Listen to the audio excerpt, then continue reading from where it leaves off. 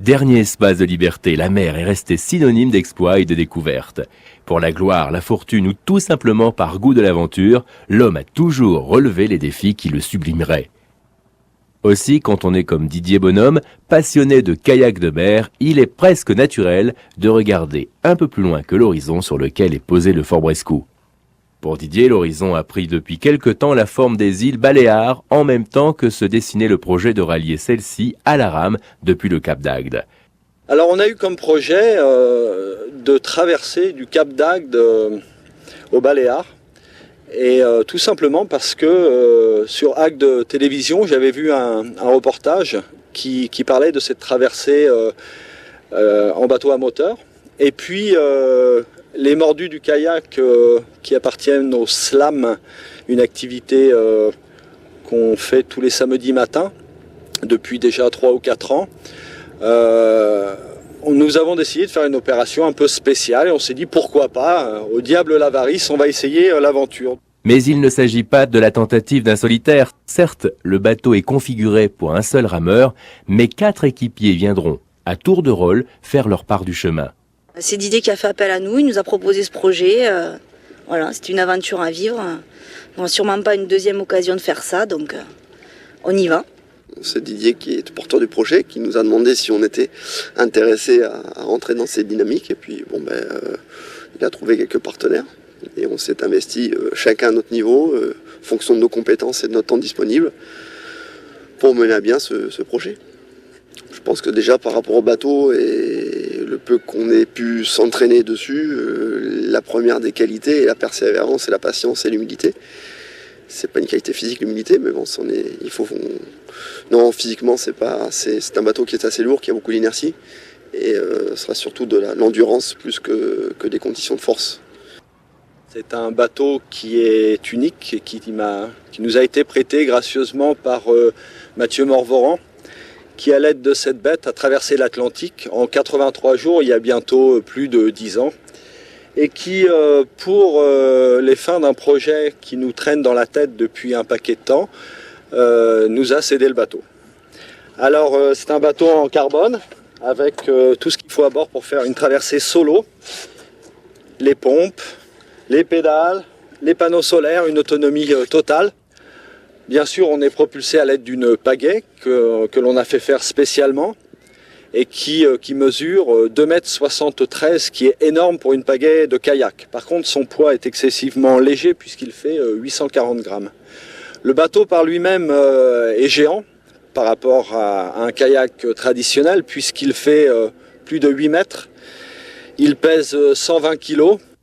Et il n'est pas du tout maniable, donc il ne faut absolument pas compter d'aller vite avec un bateau pareil, mais par contre garder l'inertie du bateau tout en ramant régulièrement. On sait d'ores et déjà qu'on doit parcourir 220 000 nautiques et que le bateau, lui, naviguera, si les conditions sont extrêmement favorables, au maximum à 2 nœuds, ce qui nous donne un certain temps avant d'y arriver, mais voilà, on n'est pas pressé. Et c'est la volonté qui nous portera jusqu'au bout. Si on regarde les traversées océaniques à la rame réalisées par ses aînés, le projet paraît modeste, il n'en demeure pas moins original et unique en Méditerranée. Et nous serons accompagnés d'un bateau qui nous a gracieusement été prêté par l'association du Yacht Club qui très très généreusement nous fait suivre un bateau absolument magnifique qui s'appelle le Spirit of Ziana et qui mesure 26 mètres. Si l'objectif premier fut d'assurer la promotion de la pratique du kayak de mer et des sports non motorisés, le hasard d'une rencontre allait vite transformer et redéfinir les motivations de Didier. Nous sommes éducateurs sportifs à la ville d'Agde au service des sports et la principale partie de notre travail est de donner des cours de sport dans les écoles et faire participer les enfants au maximum aux loisirs sportifs. Et par conséquent, j'ai fait la rencontre d'une petite fille de CP, d'une école primaire d'Agde, et j'ai été très touché par sa maladie, son handicap, C'est une maladie génétique rare et orpheline. Et je me suis aperçu que cette petite fille, elle, devait ramer au quotidien pour traverser la vie. Et je me suis dit, voilà pourquoi je ne pourrais pas aider d'une façon ou d'une autre en faisant un tel projet. Pourquoi je ne pourrais pas associer cette petite fille à mon projet de manière à pouvoir l'aider d'une manière ou d'une autre. Donc je me suis renseigné un peu et j'ai compris qu'elle était soutenue par une association qui s'appelle VML. C'est une association qui siège à Paris et qui s'appelle en fait Vaincre les maladies lysosomales. Alors évidemment, personne ne sait ce que c'est que ces maladies-là. Il y en a très peu en France. Et on a une petite agatoise qui est atteinte. Alors on s'est dit, voilà, on va faire quelque chose pour elle.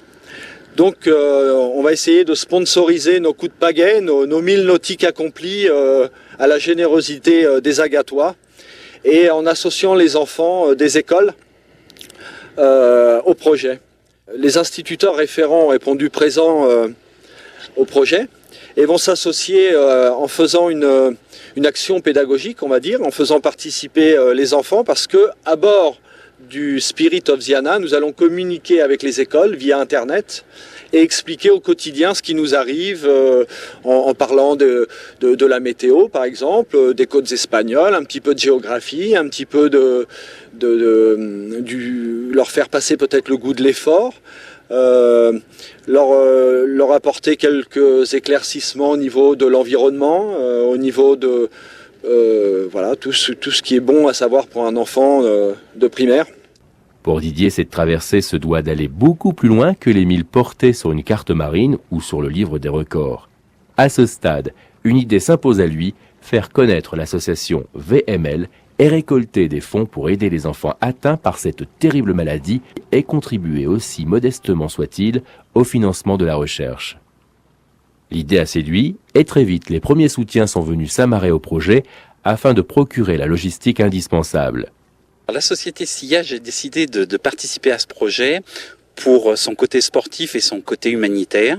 Et comme il s'agit d'un défi essentiellement nautique et que nous sommes une entreprise de nautisme, nous aidons avec grand intérêt cette tentative de record.